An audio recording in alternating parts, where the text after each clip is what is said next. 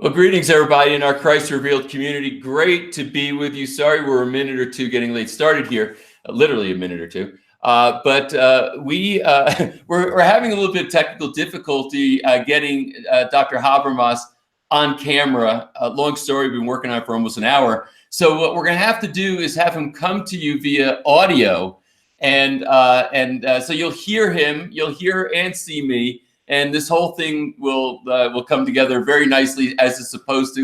You know, it's not unusual in our experience here that, and even in the creation of the Christ Revealed docuseries and all the work that we did, for lack of a better term, there seemed to be forces that wanted to kind of get in our way or impede the work that we wanted to do. But we find out ways just to keep going. You stay focused on your purpose. It might not come out exactly the way that you anticipated or that you initially considered. However, one way or the other, we were getting this webcast done tonight, and Dr. Habermas has been extraordinarily patient. We're trying to work through all these issues, and we finally just decided that we can hear each other. We just can't see each other. So we're going to go ahead and we're going to have him come in by audio. So before I actually formally bring him into the conversation, let me just say, welcome everybody. Great to be with you. There's already a bunch of you that are on the line. So wonderful, to spend this time with you. On the viewing page where you see me right now, below the viewing box is a thread, a Facebook thread. We are going to be monitoring that thread. And if you have questions or comments or something that you'd like to share, put it there, and we'll be throughout the course of the evening of this webcast, we'll be looking there. We'll be doing some shout outs. At the very minimum, please just say, hey, your name and where you're from, and we can, sort of get this community feel going here. I know there's going to be people here from all over the world, and it's nice when you know that at the same time, there's people in varying parts of the world all here at the same time, listening to this webcast and having the experience that we're looking to bring to you through Christ Revealed tonight. So anyway, really great to be with you. Thank you for tuning in, and we're going to go ahead and get this started. So I was crossing my fingers when I sent out this invitation, and I think most of you have already watched, if not all of Christ Revealed. And as a part of that, the comments that we got back have been really, really great. But so many people, especially commented on my interview with Dr. Gary Habermas, and I think there's good reason for it. It was lively. It was had a lot of sparks flying. It was exciting. It was stimulating. It captured your imagination, and for good reason, because Dr. Habermas is just someone who has spent decades of his life refining his understanding of these topics that we talked about in Christian apologetics. And it was, for me, I was riveted the whole time, and I was very happy to hear that the viewers were also. So Dr. Habermas is the chair of the Department of Philosophy at the Liberty Baptist Theological Seminary. He also is a distinguished research professor there. He has, he's a PhD, and I believe the PhD, if I remember from back then, is in philosophy and religious studies, but he'll clarify that in a second. So without spending the whole evening on his vita, which we could, let's bring him in. So Dr. Habermas, thanks so much for agreeing to do this tonight. Well, glad to be with you folks. In spite of all the problems, I'm glad to be here. It's a good opportunity. So yeah, it's so great to have you. I'm laughing a little bit because since there's no image of you, when you speak, there's like a little black box down there, and it says Christ Revealed, but it pops up. It only says Christ when you're talking. So you've just been given an upgrade. It's a little weird, isn't it? It is a little weird. So Dr. Habermas, let's just start out with what you're working on right now, the type of things you're thinking about most in your work and your research and what you're teaching? Yeah, that's easy because I have worked nonstop on the resurrection. Now, I can do some quick calculating here. It would kind of blow people's minds. I've been working on the resurrection now for over 50 straight years. And I'm kind of a single I mean, I do some other topics, but resurrection is what I normally do. And I am in the middle of a magnum opus. My friend started asking me about, I don't know, 4 or 5 years ago, um, why don't you write everything you know on the subject so that we can have it?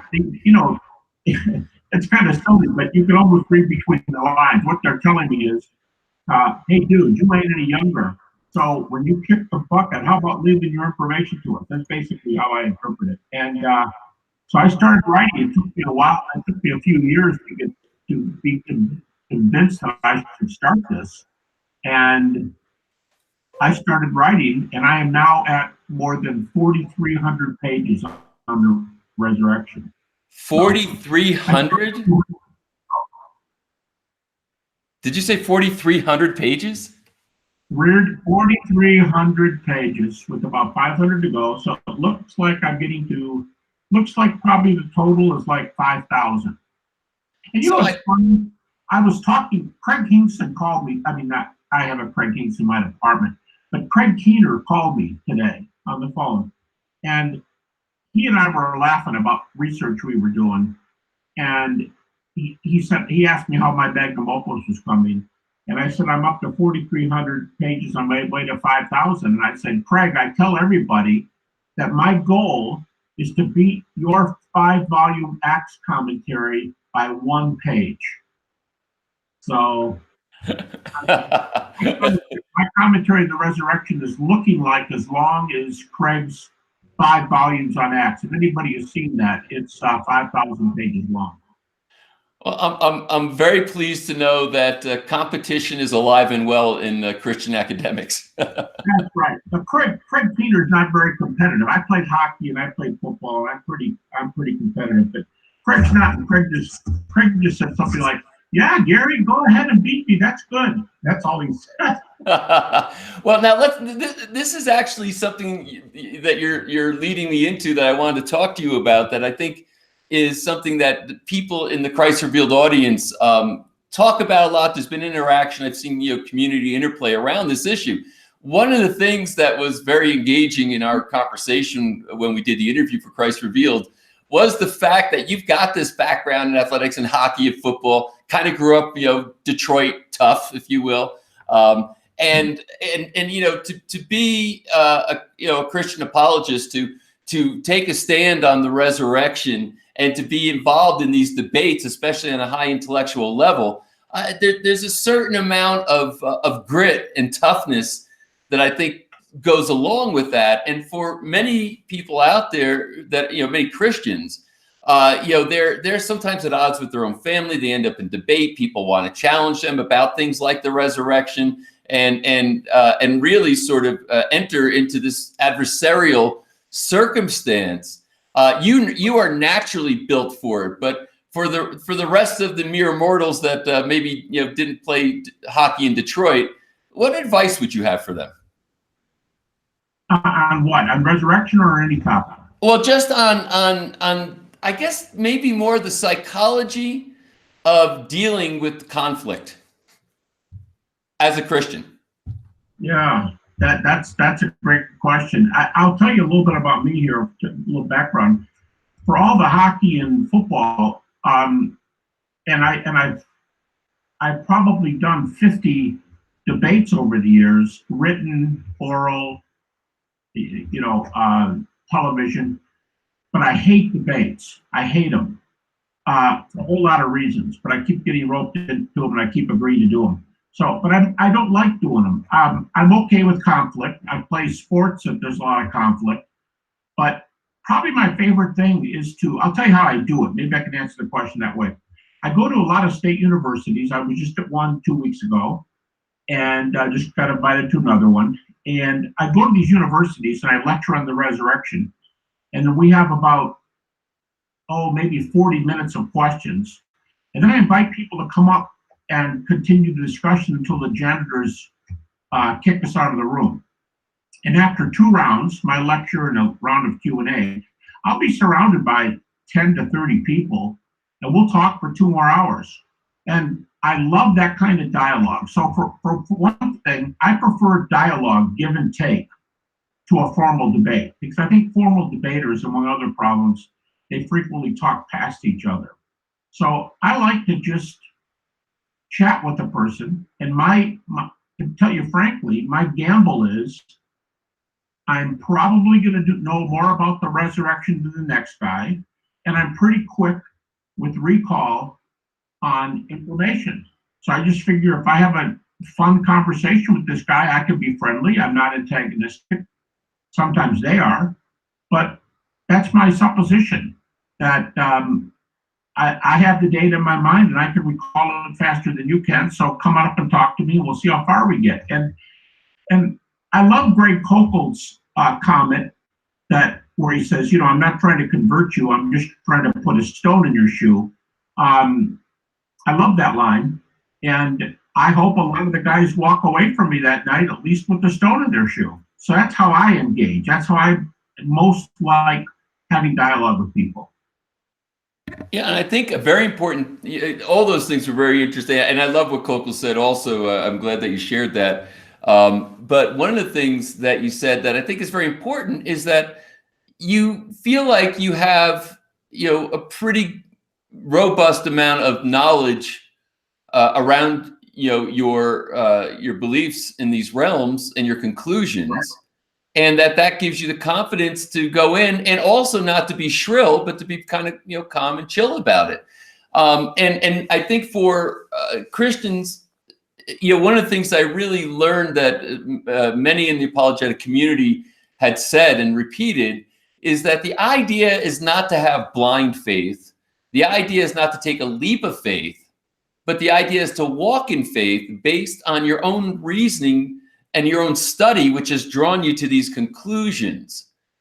And Right. and I think when you approach it that way, it shifts the energy of the conversation. And therefore, even in debate, it's something that that you can earn respect in that debate. It's almost like a Rubik's Cube or like a diamond ring. Maybe a diamond ring, an illustration I use sometimes. When you take a diamond and you turn it, and you turn it again, and you turn it again, or even the Rubik's Cube. When you turn it, you're going to get a slightly different picture, depending on what the colors are, depending on how light is hitting the object, like the diamond. And I think what you're talking about can be hit from more than one perspective. I think a person who's trying to launch out into apologetics ought to be prayed up and spent, people need to spend a significant amount of time with the Lord. That's one angle. In fact, I'll just make a passing comment here. I think anybody who thinks that apologetics and public dialogue is 90% brain power and fast comeback hasn't done it very long. Because dialogue, the kind we're talking about, to me, and maybe we saw it tonight with this computer, I have no idea, but to me, it's an exercise in warfare. And so you kind of have to be okay with that. And my personality is to be kind of loose, kind of 60s. I'm kind of a 60s guy. And I smile and I say to people in universities, I'll say, I'm going to do a minimal facts argument for the resurrection. And I define it. And then I'll say, with a laugh on my face, I'm literally giggling when I say it, but I'll say, the minimal facts argument is a heads I win, tails you lose argument. And everybody laughs. And I'll go, so it's your job, the audience, I'll say, it's your job. If you don't want to agree with me, come on up after and tell me where I'm wrong. Come on up and tell me where I'm wrong. And that's what gets the dialogue going. But back to that stone idea, I think one thing is to be prayed up and have a relationship with the Lord. Secondly, another way I think I get there, another perspective, is to practice the disciplines. I think things like reading and praying and meditating and solitude and some of the things that a lot of great Christian authors have read about. I think that's another way to get into it. I think worship is very important. To have a worship background and know how to tune into the Lord that way. And this last one I can't say briefly, but I am a great, great practitioner of. I'm not saying I'm good. I'm saying I'm very committed to what is called cognitive psychotherapy in counseling or psychology. I believe in keeping our minds straight and not telling ourselves lies. We have to clean our thinking out once in a while. It's like cleaning your carburetor out in your car. So all those things together, I think we've got to kind of be hitting on more than one gear before we engage in dialogue.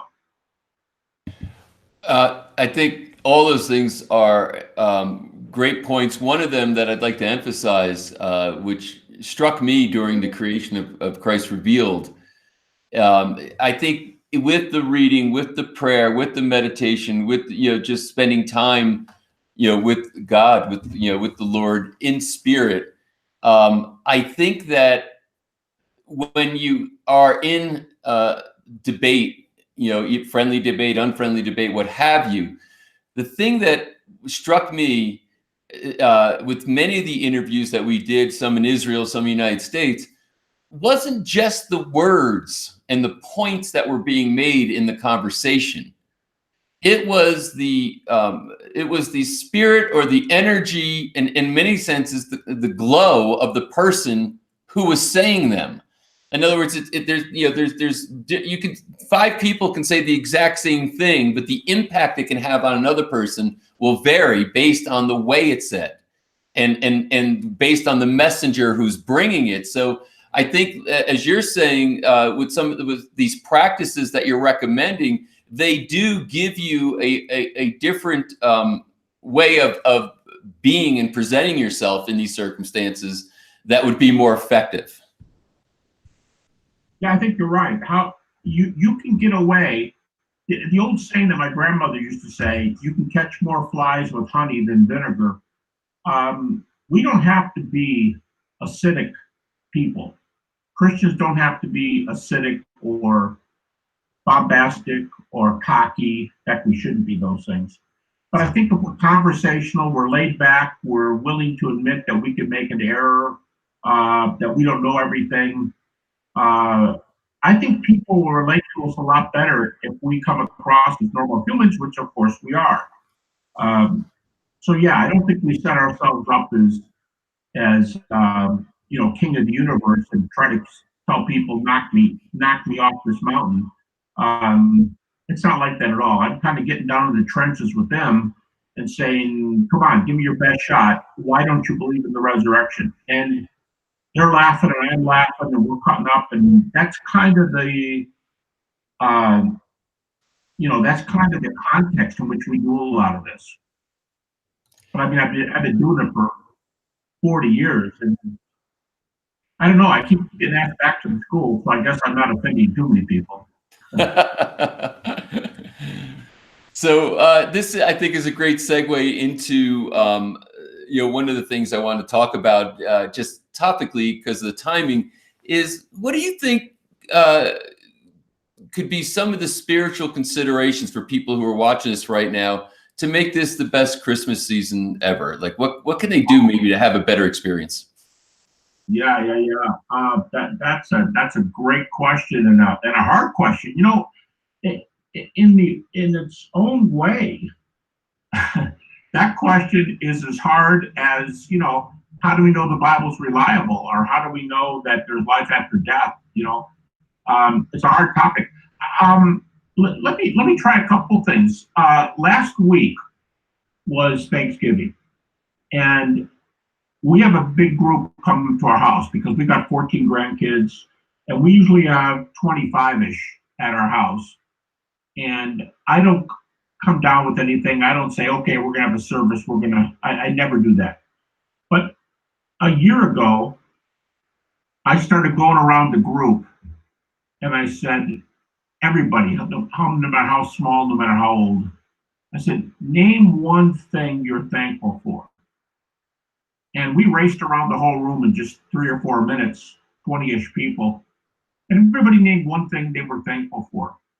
And then I also read them a 1.5-page story from Lee Strobel Maybe some of the audience remember this, but it's a story that Lee published some time ago that Zondervan recently republished. And it was a story about when Lee was an atheist and he was sent down into inner city Chicago to tell a Thanksgiving story about a family who had nothing. They literally had nothing. And Lee went to their house and he said there was nothing on the walls. There was not a single piece of furniture except for a in the main room except for a table to eat on. And he said these people were so happy because the mother kept saying, "This is all about Jesus, it's not about us," but they had nothing. So Lee told the story. He wrote the story in the Chicago Tribune, and there was a huge outpouring for this family of gifts and things. Well, Lee went back to visit them later, and they were giving it all away. And he said, "Why are you giving it all away?" And they said, "Because Jesus gave it to us as a gift, and we dare not keep it. Our neighbors have needs." So this is Thanksgiving. So I read that little story. It was only a little over a page. And we each went around and said one thing we were thankful for. To me, it's the second year I've done this. To me, those are little things that that can be done. I think some of the things you just suggested a minute ago about developing a deeper relationship with the Lord personally, one-on-one, I think that works in here.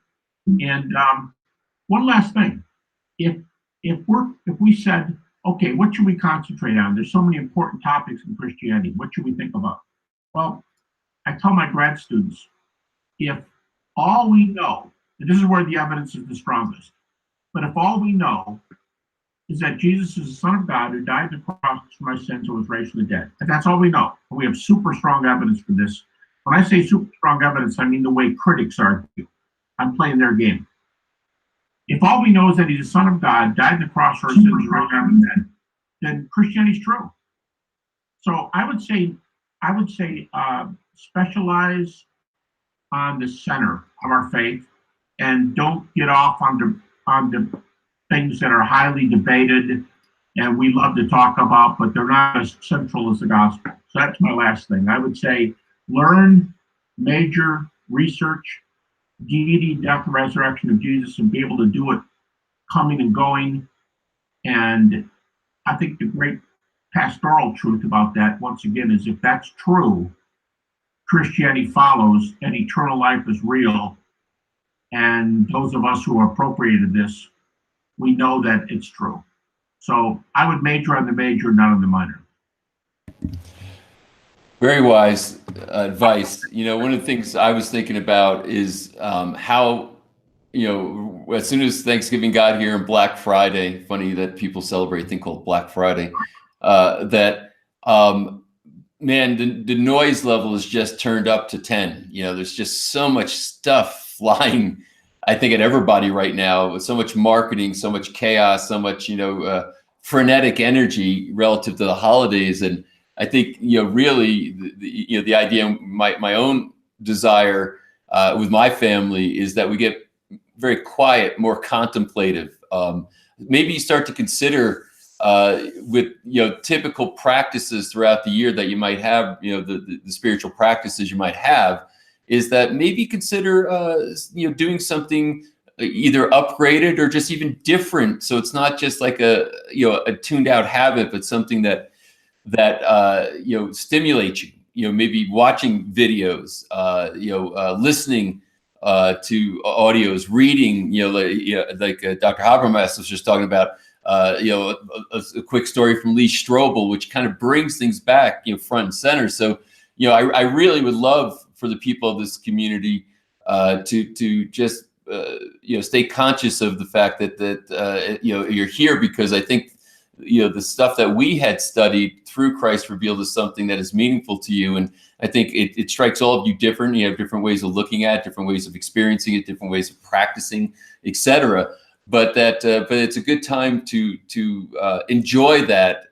You know, the fact that you're alive, what you can be grateful for, and understand that spirit of giving, and not just in the material sense of handing presents to people, but maybe in a more spiritual sense also.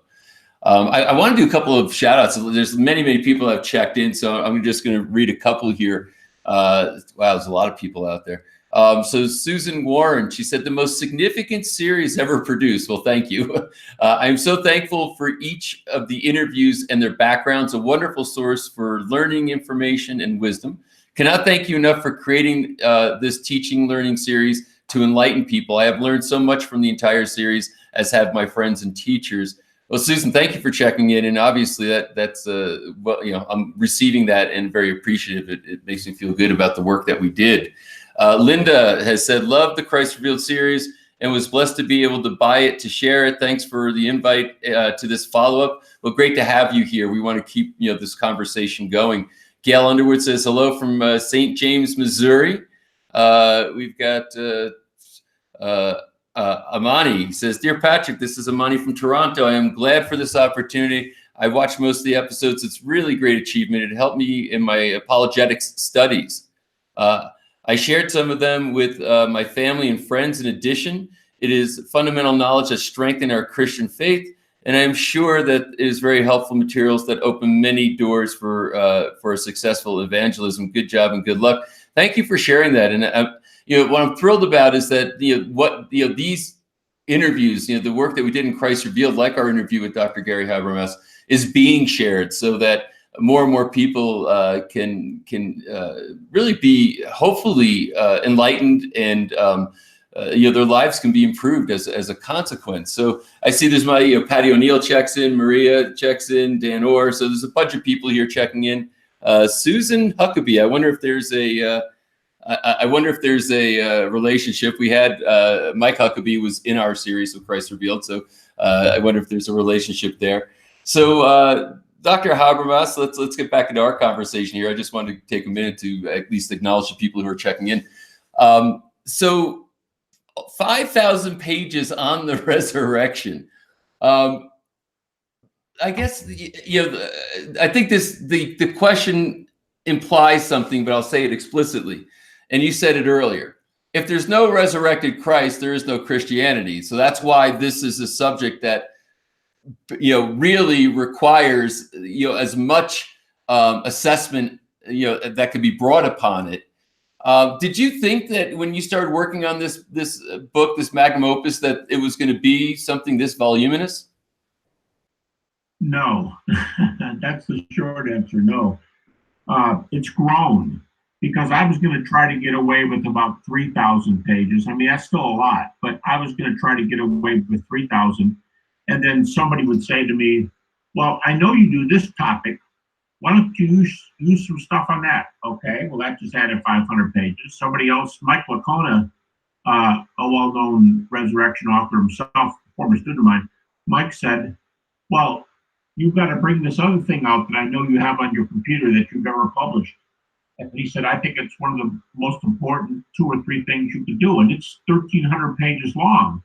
So then the volume jumped up 1,300 pages. So it's like that. It's gotten bigger and bigger over time. But if anything, I'm cutting it short. I mean, there's much more than 400 or 500 pages I could write. I'm just trying to be a little more succinct. And I know 4,300 pages doesn't sound succinct, but there's just a lot more on this topic that can be said.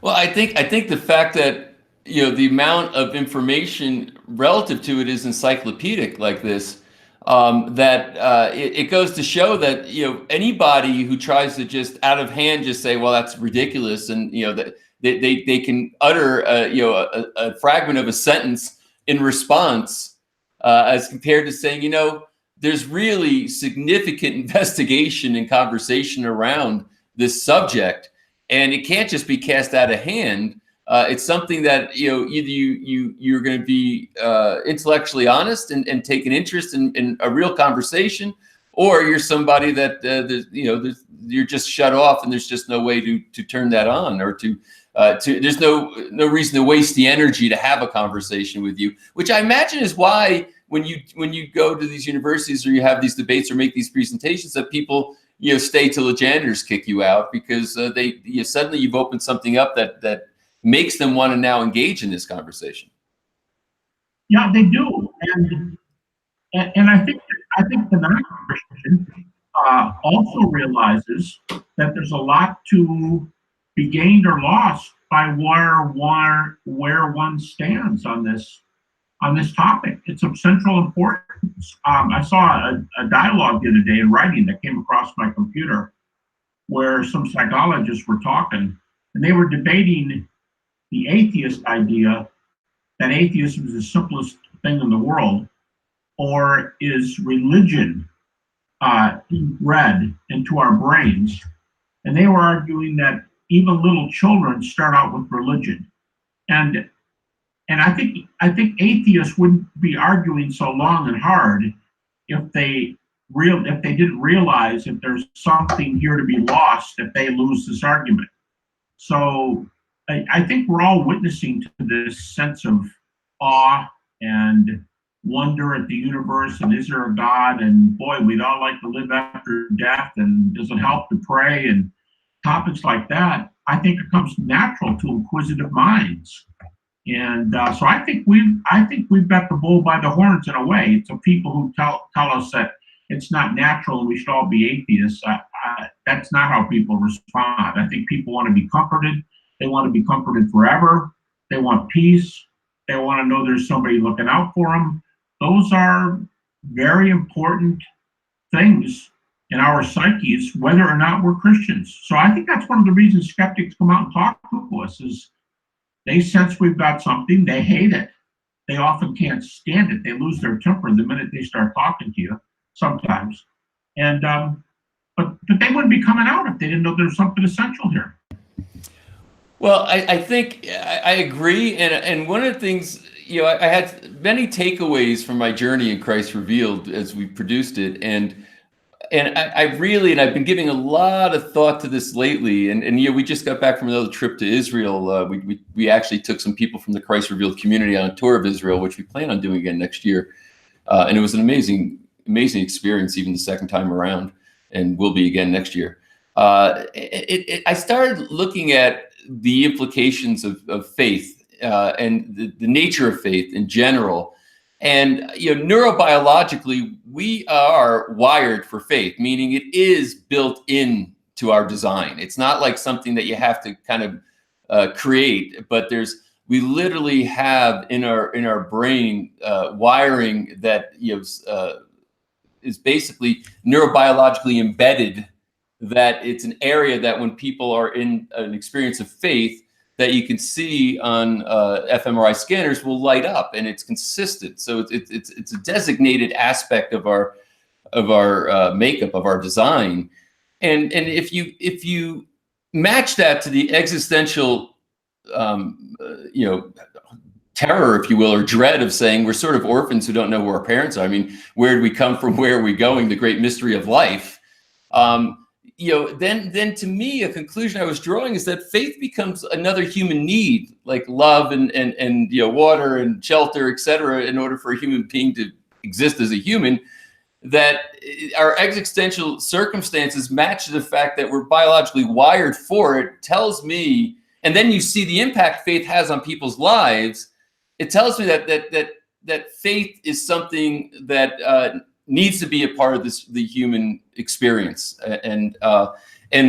so I when I look at the issues of what do most atheists say is that they want to be completely rational. They don't want to wander into realms where there's irrationality or what they think would be irrationality, but at a point in time it becomes intellectually lazy, because what happens is you're saying, okay, so when you get to the point of existence, then you're just going to have to shrug your shoulders and say, well, it's not an answerable question, so we don't bother. Yet it's kind of a silent dread to I think stop at that point and say, well, I have this sort of dread about existence and my mortality at that point. And then the other thing saying, well, if we have 5,000 pages on the resurrection, do you think that maybe there's some depth of rationality around the subject that can be and should be explored? And but what you said is sometimes they get very angry, and they get angry because when you clung to something and defended it for so long, it's hard to want to face the fact that you might be wrong. Yeah, I think the opposite. I think that's true. I mean, why is it that in a lot of these conversations, I don't want to say I don't want to make it sound like one group of people's more this than that and so on. But I can tell you, in doing this for a lot of years, decades, a lot of atheists, number one, they feel they've got to get up in your face. They feel like they've got to come to your lectures. They feel like they've got to challenge you on your website. But they go from 0 to 50.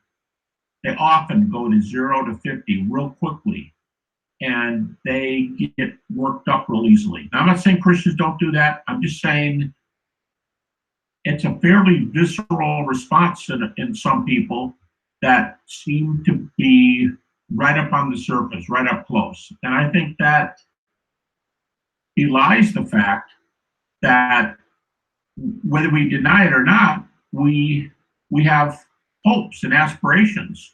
I mean, Dostoevsky, the famous Russian novelist of last century, said that if God doesn't exist and there's no afterlife, then everything in the world is permitted. And that's a startling comment, because it's better to have beliefs than not. And of course, the atheist would say, well, it all depends on if your beliefs are true. And that's right. That's why we should discuss it. But why do we jump to anger so frequently? I just think there's something there underneath, a longing. Well, the Bible says there's a longing. Romans 1, book of Ecclesiastes, placing eternity in our hearts. I think there's a desire for those things. I will tell you, I'd rather not reveal the person's name, but one of the best known atheists in the world that I knew and studied under years ago. He's very well known. In fact, in his field, he's been voted the most influential person in the world prior to his death. And when people would ask him if he would believe in the afterlife, he would immediately go off on them and say, no, there's no afterlife. But then one day I was listening to a lecture he was giving, and I was listening to the lecture while I was driving, and I couldn't believe it when he stopped in the middle of the lecture and said, hey, don't get me wrong, I wished I would live forever.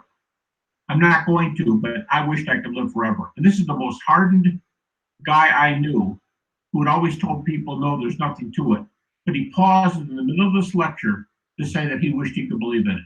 And I know a couple other one very well-known scientist and one very well-known philosopher, Ivy League type professors, who said that the only reason they're not taking a more logical view of reality is because they don't like the Christian response, and that's their major rival. So not having gone there, they're taking another answer. So those kind of responses that say, I know there's something out there, but I can't stand being with the Christians on this one. I just think a lot of skeptical folks are in a catch-22 that if I were in their shoes, I'd be scared to death. Indeed. And I think that is sort of their own psychological contradictions, right? I wish I could live forever, but I can't, I can't investigate the fact that I might, I was so surprised when I heard that, because I had talked to him about the afterlife before, and he immediately got all worked up and said, there's no afterlife, there's no afterlife. And he started doing that with me. But then in the solitude of my car, listening to this lecture, you hear him pause in the middle of this lecture and say, I wish I could live forever, which just was too much. Well, what's interesting too is that it's really, I used the word before, it gets shrill when you say there is no afterlife. There isn't, you might say, listen, to my satisfaction, there's no way to objectively prove an afterlife, but you can't just conclude there isn't categorically either. So you just might say, I can't get satisfied with any, with any rational evidence that there is. Right. So I think, a lot of sport, and I think that makes them even angrier. So, exactly, because it always, because you have to leave some room for conversation at that point. I've done the most work on it. I've been working on it since the early 1970s.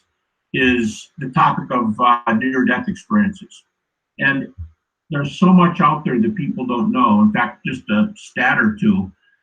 In a recent medical book from a university press, um, the estimate is that up to 30 million people in North America, the UK, and Europe, up to 30 million people have had near-death experiences. It's not a solitary thing.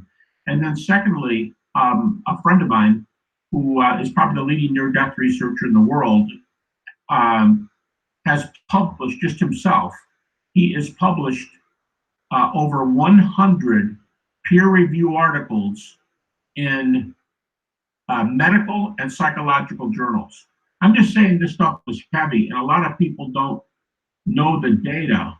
But there are now, I just had a debate with a guy, a written debate just came out, 300 evidential cases where people can report data without any obvious brain or heart action, and they can report things that are verified while they're out. All I'm saying is, it's like intelligent design. It's like fine tuning. Things are popping up in the world today that verify this longing for some truth, and it says, hey, it's here, it's over here. We have design in the world, we have morality in the world, we have afterlife, and these are exciting times to be alive. I think very exciting times to be alive. Sorry, my camera's got very blurry. There I am. Okay, I'm back.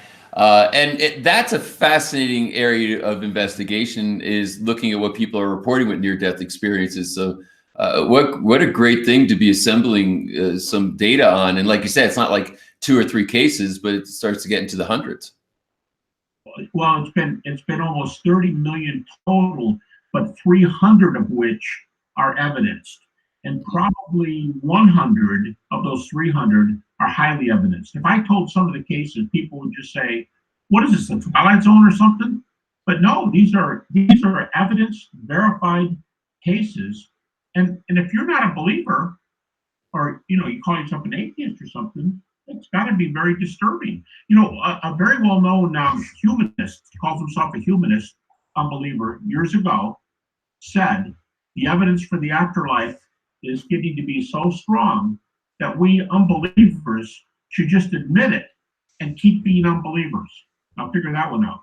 You should keep being atheists or something, but atheists who believe in an afterlife because the evidence is good. To me, that's an indication of a worldview that's caving in. I think the term is cognitive dissonance. Yeah. Well, yeah, they like to use that against Christians, but it works the other way around just as well. The knife has 2 sides to it. That's right. So, hey, a couple of quick shout outs. I hope I don't mess this name up. Bazika from Kitchener, Ontario, said, just received my silver pack. Thank you. Well, thank you for ordering it. Incidentally, folks, you can see right below the viewing page, if you don't have Christ Revealed already, it looks like most of you do, but if you don't, you can press that kind of orange or rust-colored button there, and you can get more information on it, because some of you are asking about that. Diane says, up until your series, I wouldn't watch any documentary on archaeology. I felt they were trying to convince people the Bible wasn't true and Christ wasn't real. I'm so grateful for all you have done to bring this series to video. Wishing you and your family a joy-filled Christmas. God bless you. And please tell your guest, my guest, Dr. Habermas here, the same for me. So you're getting some nice Christmas wishes there, Dr. Habermas. And so anyway, that was from Diane. Jill Griffin, thank you, Patrick, and those involved in sharing the message of Christ and touching so many lives. So blessed to have experienced the Christ Revealed docu-series. Then we got Shelley checking in, Rose, Roger, Steve, Bill, Craig, Marie, from all over the world. So thank you all for checking in and for kind words. Very, very much appreciated. So Dr. Habermas, just I guess final words here. Any last comments you have for all these people who are tuning in and listening to us right now? What kind of comment? I was going to leave it up to you. Like, is there a message you'd like to leave them with, or anything you'd like to tell them about that I know you already talked about what you're doing with some of your writing and so on. Anything else that you'd like to share with them as a final thought? Let me make 2 comments that I've already made, and just emphasize them briefly. First of all, don't think a head case for Christianity is all the work that needs to be done. Head cases are great. I've taught apologetics all my life, but I think apologetics have to come out of a life of following, a life of service, a life of clear thinking, a life of practicing disciplines, a life of spending time with the Lord in prayer and scripture, and in houses of worship with other people of like mind. So I think one thing I'd say is to back up apologetics is a robust life that's well-rounded. Second point, I would hit that point once again, that for people who are listening, I have 3 books on doubt. I've had almost 700 conversations with doubters. I'm just guessing that in the crowd tonight, the listeners, there's a lot of questions and a lot of doubt. And I get a lot of weird questions like, what do you think about this issue? What do you think about that issue?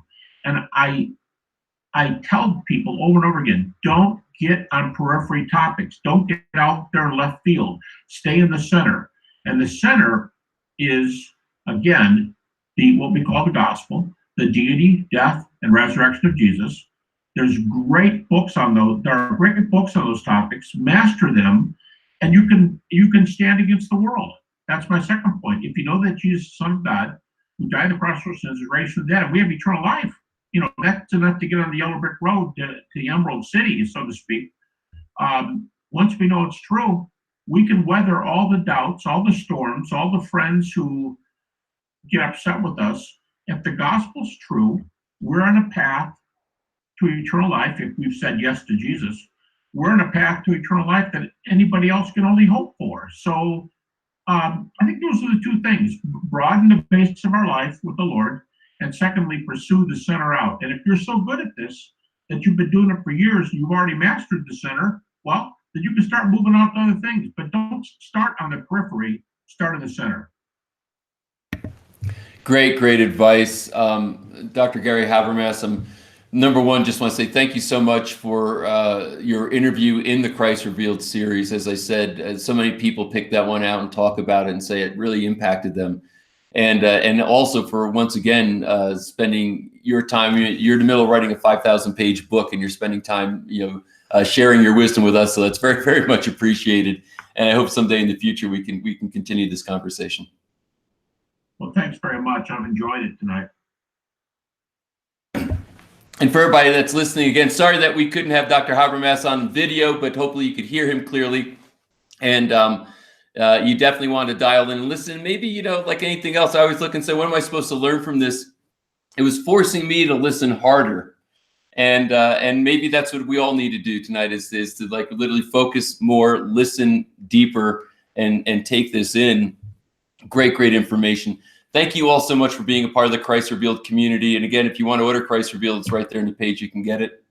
Look for future emails on future events from us also. So with Dr. Gary Habermas, I'm Patrick Gentempo. Great to be with you and look forward to seeing you again. Everybody have a great rest of your day and a great holiday season. Merry Christmas. Take care.